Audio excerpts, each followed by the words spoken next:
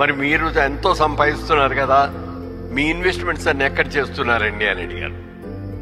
అప్పుడు ఆయన ఒకే ఒక్క మాట చెప్పాడు, మురళీమోహన్ గారు, ఈ ప్రపంచంలో 3 వంతులు సముద్రమే ఉందండి, కేవలం 1 వంతు మాత్రమే ల్యాండ్ ఉంది.